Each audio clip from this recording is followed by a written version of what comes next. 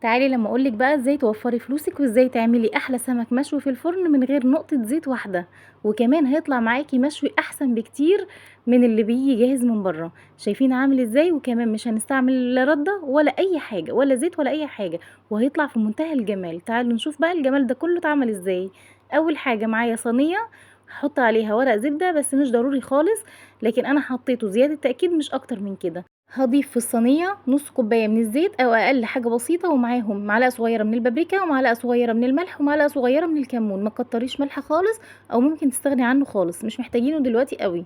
هنبتدي بقى نقلب الخلطة دي كلها مع بعضها. حاجة بسيطة اهي، احنا غاسلين السمك بتاعنا ومنضفينه ومخلينه زي الفل. همسك كل سمكية كده وهدهنها من بره ومن جوه زي ما انتم شايفين كده بالزيت والملح والكمون والبابريكا بتاعتنا.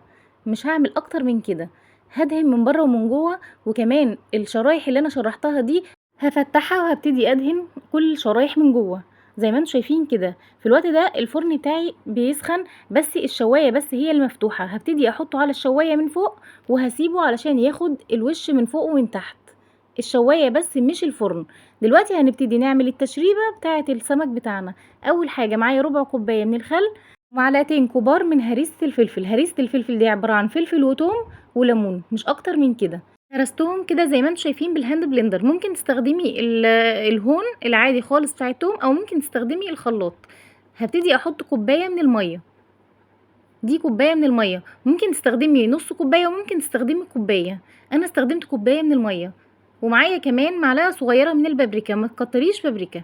ومعايا كمان هنا معلقة صغيرة من الملح ومعلقة صغيرة من الكزبرة ومعلقة صغيرة من الكمون. وطبعا الملح ده بيرجع على حسب الذوق وعلى حسب الرغبة. هبتدي انزل بيهم كده على الخليط بتاعنا. في المرحلة دي هبتدي بقى اضيف الخضار بتاعنا، بس هيكون كميات بسيطة خالص. معايا فلفلاية صغيرة وكمان بصلاية صغيرة وحباية طماطم صغيرة، بس كده مش هستخدم اكتر من كده. هبتدي اضيفهم على الخليط اللي احنا عملناه اللي هي التشريبة بتاعه السمك، وهبتدي بقى اقلب الخلطة اللي انتوا شايفينها دي كويس قوي كده، وهدمج كل المكونات كده مع بعضها. زي ما انتوا شايفين كده التشريبة بتاعتي كده جاهزة وتمام التمام. هنبتدي ندخلها التلاجة لحد لما صينية السمك بتاعتنا تطلع من الفرن. وزي ما قلت لكم ان السمك انا كل شويه بقلبه من جنب للجنب التاني علشان يستوي كويس وياخد اللون اللي انا عايزاه. هو كده بقى جاهز معانا. انا فاتحه عليه الشوايه بس، وباكد عليكم تاني انا فاتحه عليه الشوايه بس مش فاتحه الفرن من تحت. اول ما يطلع من الفرن هديله التشريبه بتاعته الرائعه دي. اول ما يطلع ما تسيبهوش خالص يبرد. هتحسي كده ان هو بدأ يشرب، كان طالع عطشان كده وبدأ يشرب من التشريبه بتاعتنا دي، وبقى بجد في منتهى الجمال. حاجة كده جميلة جدا. لو حابة ان لحمته تكون طرية زيادة عن اللازم ممكن تغطيه. هتقدميه بقى بالشكل اللي هيريحك واللي تحبيه. شايفين بيطلع في منتهى السهولة ازاي؟ سهل جدا ومش بيلزق وحاجة جميلة خالص.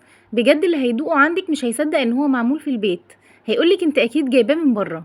شايفين عامل ازاي؟ حاجة في منتهى الجمال. انا قدمته هنا مع رز صيادية، ان شاء الله هنعمله مع بعض في الفيديوهات اللي جايه، بس انا ما حبيتش اطول عليكم الفيديو.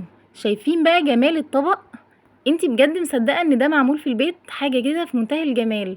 تعالوا نفتحه من جوه ونشوفه عامل ازاي. انت شايفه اللحم بتاع السمك عامل ازاي؟ طري جدا ومستوي، وكمان من بره كريسبي كده حاجه بسيطه، لكن من جوه تحفه زي ما انت شايفه ما شاء الله.